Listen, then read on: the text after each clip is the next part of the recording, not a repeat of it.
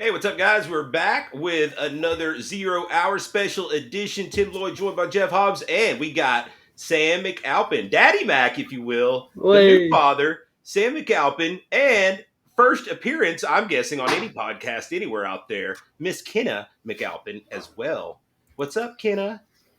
she's Oh, out of it. She partied it up. yeah, she's not even remembering her first appearance on a major worldwide broadcast like this. So, uh, what's going on, guys? We got Sam McAlpin here with us. We're ready to talk about all kinds of things, man. We've obviously got one of Sam's top fighters out of the AFC, Trevor Peak, coming to town next week to take on David Robbins in the big fight that we've been talking about here for weeks now. It's almost here. We're going to talk about that. We're going to talk about the AFC, Sam's Alabama Fighting Championships. They've got something coming up here in February. We'll jam on as well. And we actually, in our main show, we covered several topics that were kind of like year in review, look ahead to 2022 kind of thing, and that would have been a fun one to have Sam on, I think. So we'll throw a few of those same topics at Sam today and let him give his take on some of those as well. Jeff, my man, how's it going? We've got Sam here, guy that is very familiar with our scene and a lot of the fighters on it, so I'm excited to jam some with him today.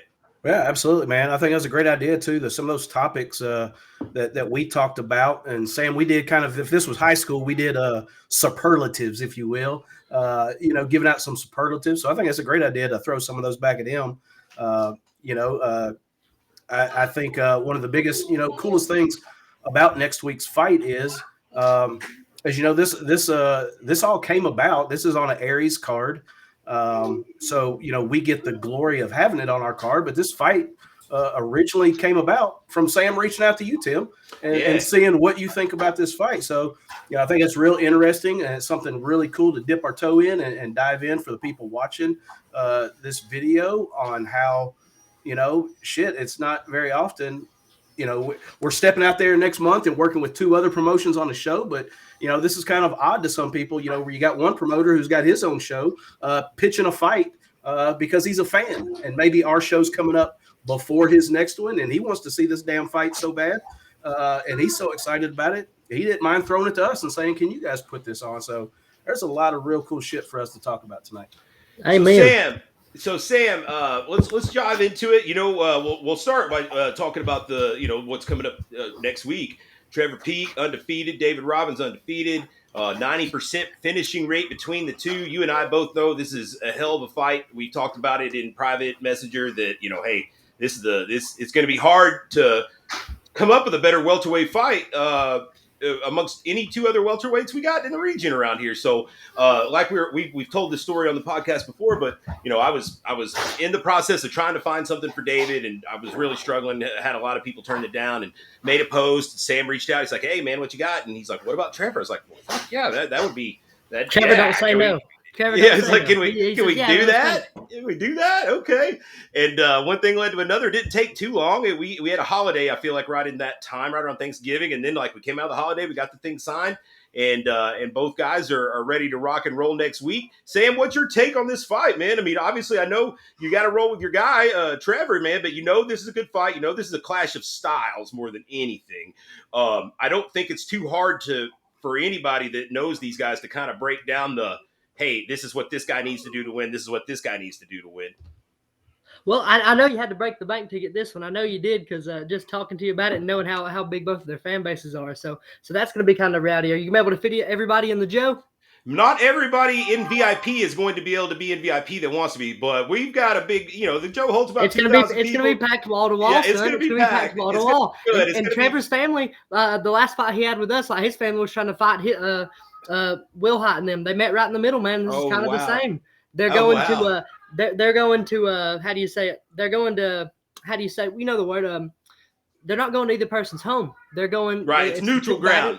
Yeah, that's it. There's two of the baddest cats in the South. They're gonna meet a neutral spot, and they're gonna figure out who really is the baddest cat. I think it's Trevor. When I found out you was looking and I asked you who it was, I think Trevor smashes David. That's my opinion. We'll talk more about that through the night. Why I think that Willis Sargent has a really good take on it. He's pulling for David though. He thinks David's going to win, so I'm going to take some of Willis's money. And then, but it is a very exciting fight, especially when you put both of the fan bases together, both of the guys' styles. However long it lasts, man, it's going to be a war while it goes. No doubt. Before we get off, let's get off on a small tangent because we joked about this on our main episode. Can you confirm or deny that Benjamin Willis Sargent tanked in his stand-up comedy debut? Because I heard that he did. And did you not heckle him during his? Yeah, I also heard that you heckled him on stage. No, hell no. Willis is my boy, man. Willis is a bit of he's a dick sometimes, but he's cool. That's just what he likes to play. Yeah, it's a joke. He's one of the softest cats I've ever met in my life. He was like he can say whatever he wants to. Willis hung out with me all night.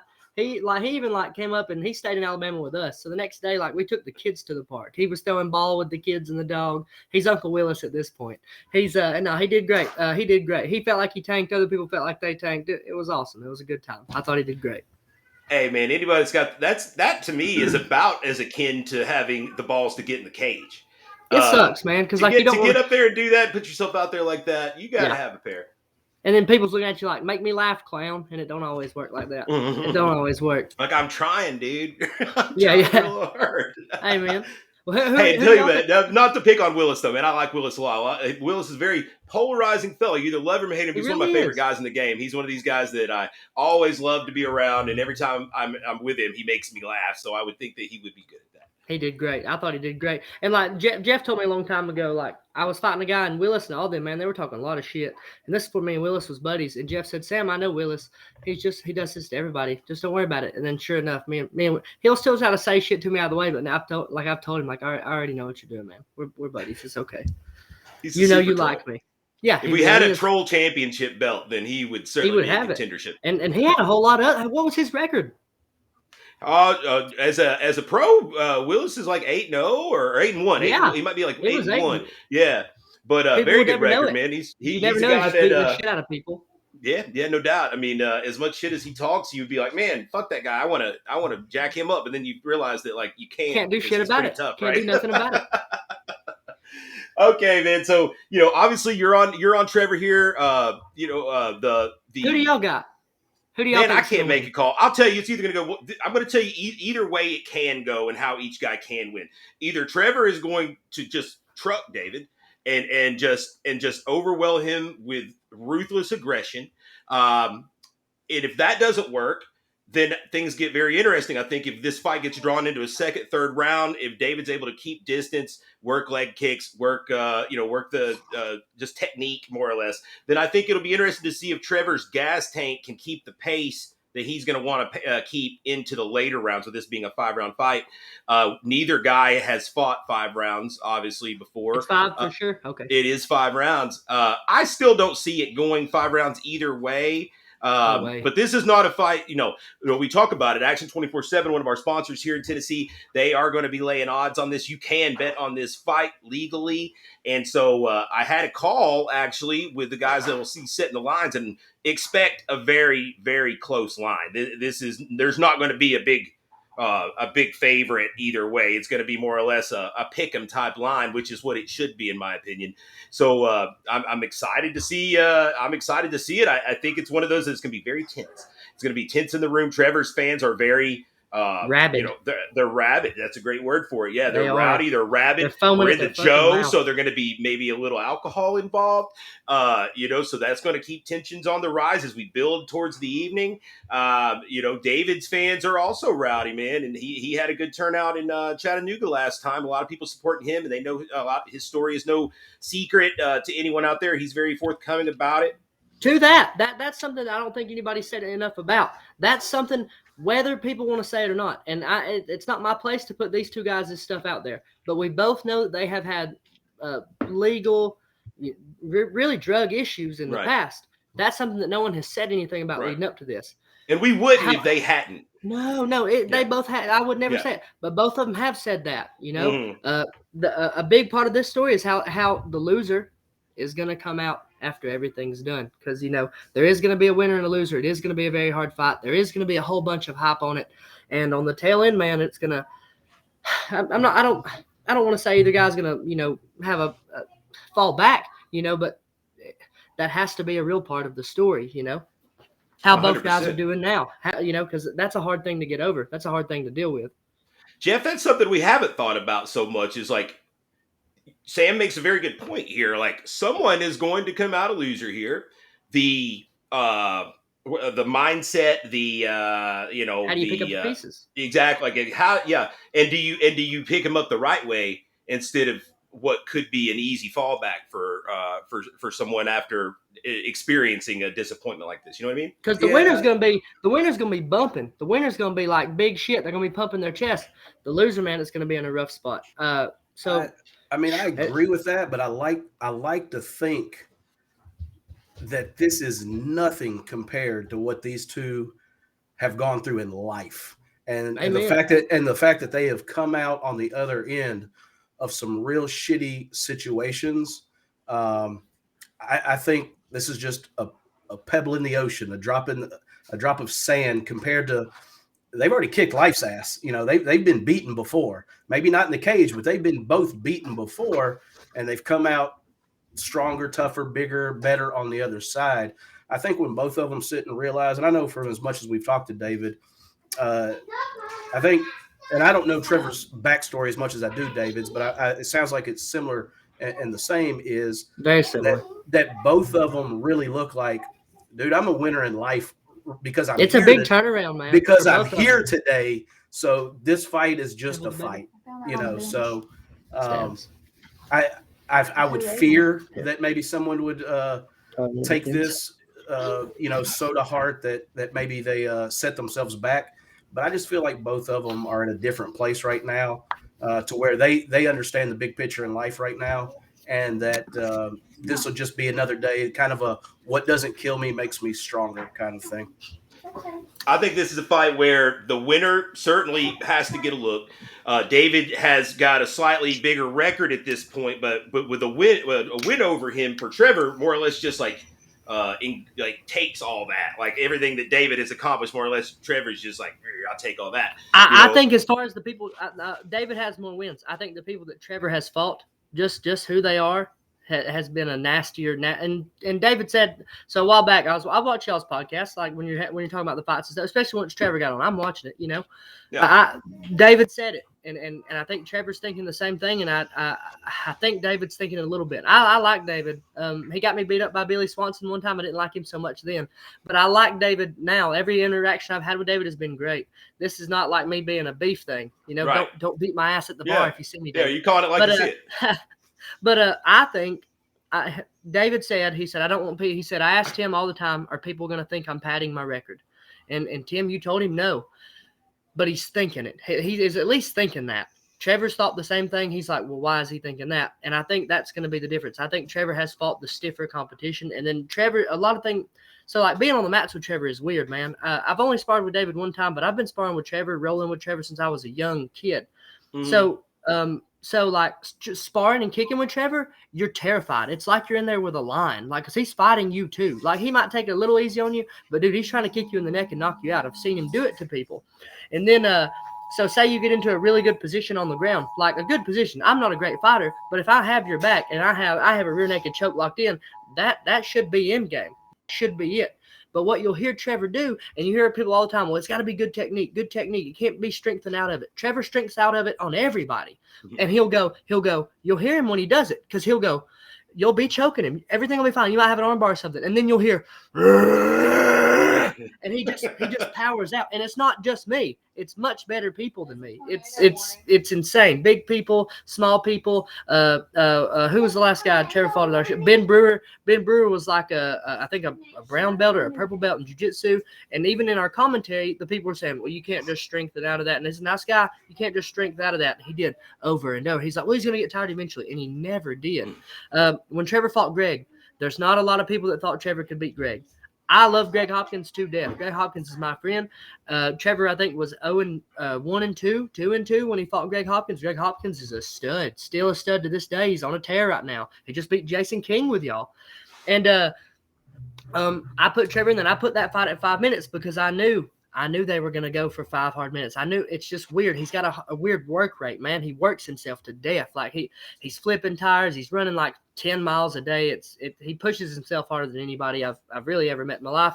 And since I was young, I told him the biggest thing is going to be, how hard do you want to work? I told him, I said, Trevor, okay, so I said, the way you fight, you're going to make money, right?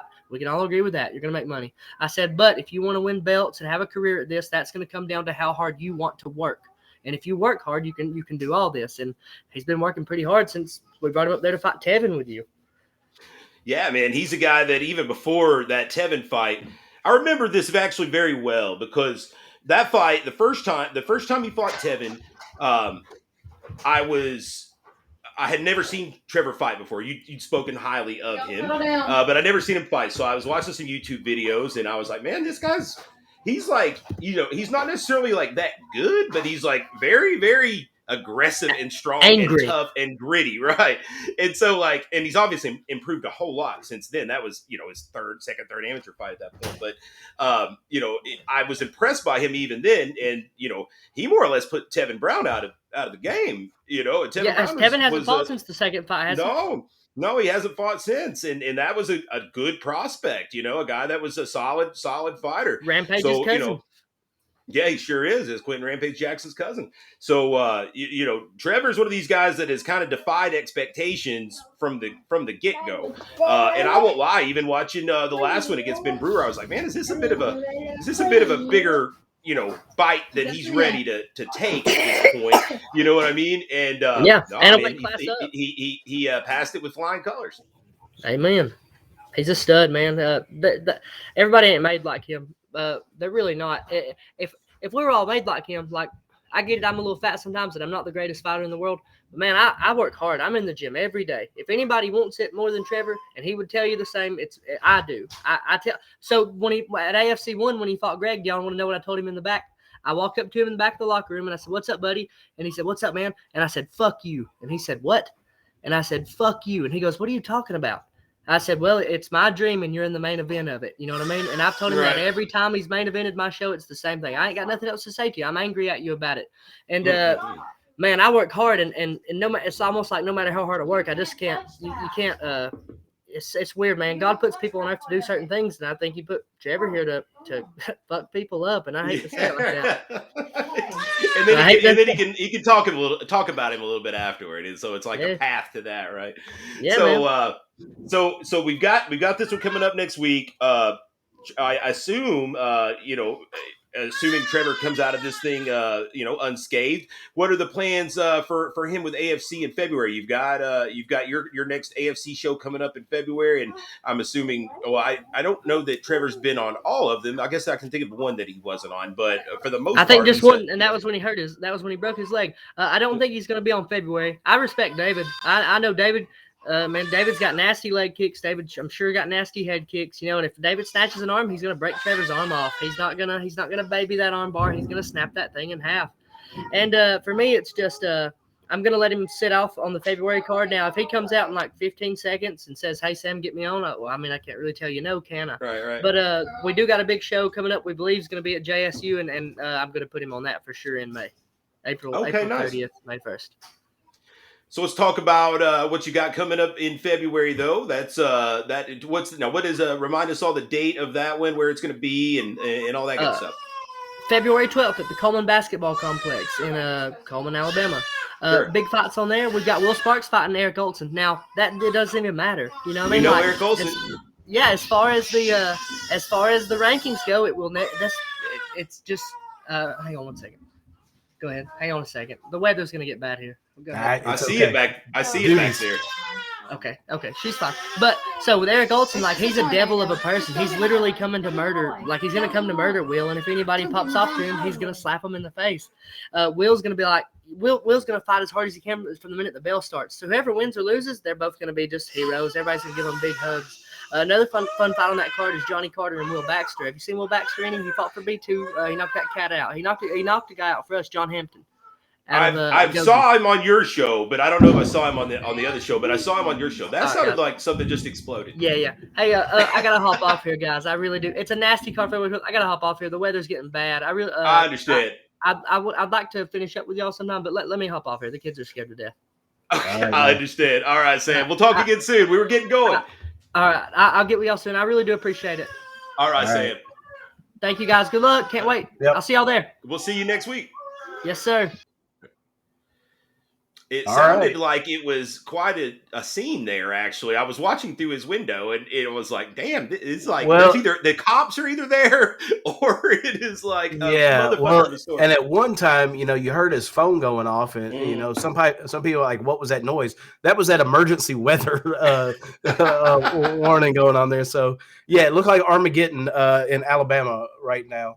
We'll have to Um, have part two of that one because I think that one that interview could definitely go a lot of fun places. yeah, absolutely. And hell, I guess I'm saying this while we're still recording, and we may use this tape. I don't know. We're 20 minutes in.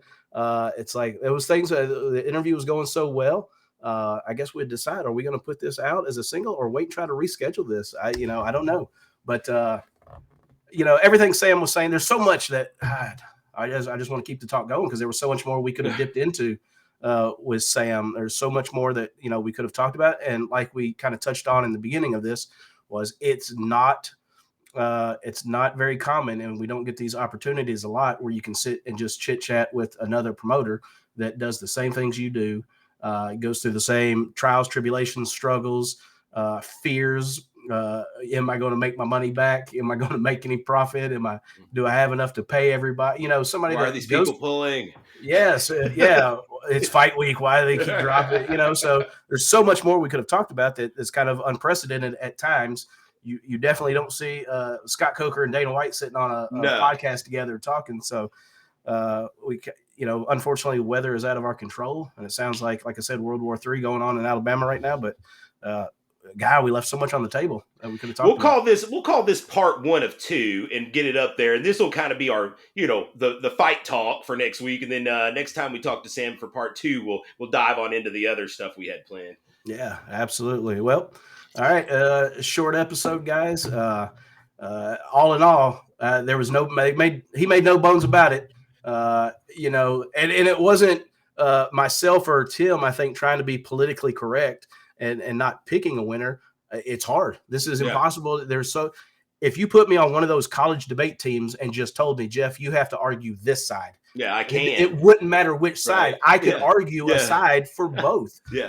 But Sam made no bones about it. He's not arguing both sides. He's telling you right now who he thinks is winning this fight, hands down. So I hope he caught what you were throwing out there. It's like, buddy, you don't have to just bet with Ben Sargent. Action 24/7 is going to be there, my man, and you can really put your money down on your guy. So hopefully we get him back on the line soon. No doubt. Okay, folks, stay tuned. We'll have more content here for you guys in the week leading up. Aries 3 coming up next Friday, January 7th. World famous Cotton Eye Joe. Tickets at fighterticksforthenext.com. Pay-per-view Expectation Sports. We've got an interview with J.R. Martin up here somewhere. Our latest 0 hour proper is a good one. Check it out. It's our year in review, and you look ahead. We talk about and give props to a lot of guys that deserve it on there. So check those out. Like and subscribe it. We'll see you guys next time. Peace. Yep.